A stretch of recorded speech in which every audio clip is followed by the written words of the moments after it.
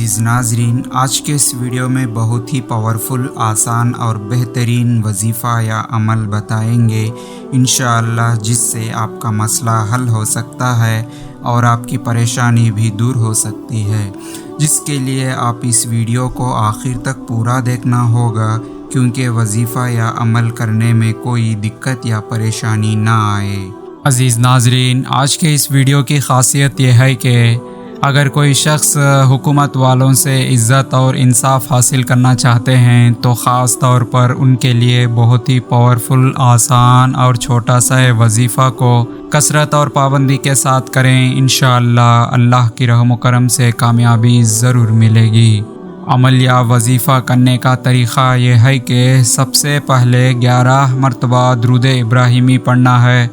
پھر اس کے بعد یا بائیسو 70 مرتبہ پڑھنا ہے، پھر اس کے بعد 11 مرتبہ درود ابراہیمی پڑھنا ہے، یعنی کہ اول اور آخر میں 11 مرتبہ درود ابراہیمی پڑھنا ہے، پھر اس کے بعد یا بائیسو 70 مرتبہ پڑھنا ہے، اور اللہ کی ذات پر بھروسہ رکھ کر اس وظیفہ کو کثرت اور پابندی کے ساتھ کر کے سینے پر دم کریں، انشاءاللہ اللہ کی رحم و کرم سے مددیں ضرور ملے گی۔